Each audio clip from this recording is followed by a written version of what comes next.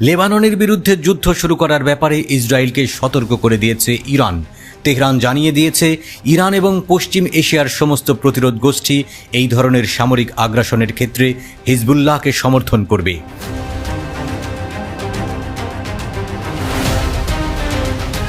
ইরানের বৈদেশিক সম্পর্ক সংক্রান্ত কৌশলগত কাউন্সিলের প্রধান কামাল খাররাজি ব্রিটিশ দৈনিক পত্রিকা ফিনান্সিয়াল টাইমসকে এক সাক্ষাৎকারে বলেছেন, লেবাননের বিরুদ্ধে ইসরায়েলের আক্রমণ একটি আঞ্চলিক যুদ্ধের সূত্রপাত করবে, যেখানে তেহরান এবং প্রতিরোধের অক্ষের সমস্ত শক্তি সব উপায়ে হিজবুল্লাহকে সাহায্য করবে।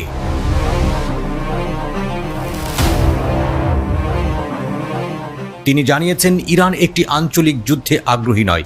আরও উত্তেজনা রোধে যুক্তরাষ্ট্রকে ইসরায়েলের উপর চাপ দেওয়ার আহ্বান জানিয়েছে কামাল খাররাজি।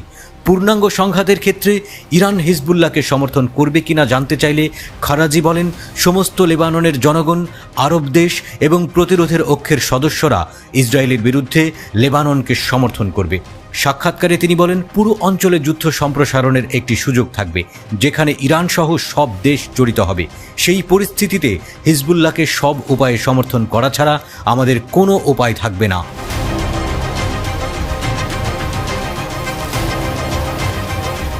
গত বছরের অক্টোবরের শুরু থেকে হিজবুল্লাহ ও ইসরায়েল একের পর এক মারাত্মক সংঘর্ষে জড়িয়ে পড়েছে।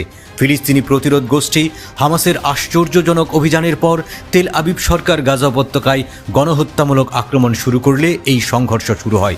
হিজবুল্লাহ তার প্রতিশোধমূলক হামলা চালিয়ে যাওয়ার প্রতিশ্রুতি দিয়েছে যতক্ষণ না ইসরায়েলি শাসক গাজায় আগ্রাসন বন্ধ করে। ইসরায়েলি আগ্রাসনে প্রায় ৩৮,০০০ ফিলিস্তিনি মারা গেছে। হিজবুল্লাহ কর্মকর্তারা বারবার বলেছেন যে তারা ইসরায়েলের সাথে যুদ্ধ চায় না, তবে যদি এমন কিছু ঘটে তবে তারা প্রস্তুত।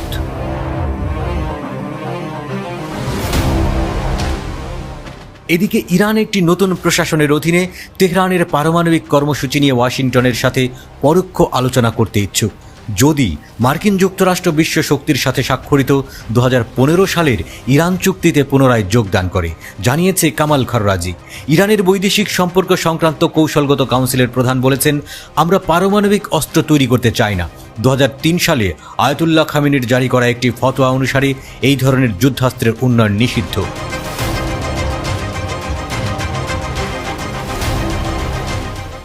কামাল খাররাজি জানিয়েছেন, এখনও পর্যন্ত আমরা 60% বেশি ইউরেনিয়াম সমৃদ্ধকরণের সিদ্ধান্ত নেইনি, কিন্তু আমরা বিভিন্ন মেশিন এবং বিভিন্ন সেটআপ ব্যবহার করে আমাদের অভিজ্ঞতা প্রসারিত করার চেষ্টা করছি।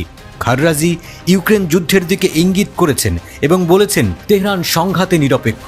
তিনি বলেন, যুদ্ধের আগে ইরান রাশিয়ার কাছে ড্রোন বিক্রি করেছিল।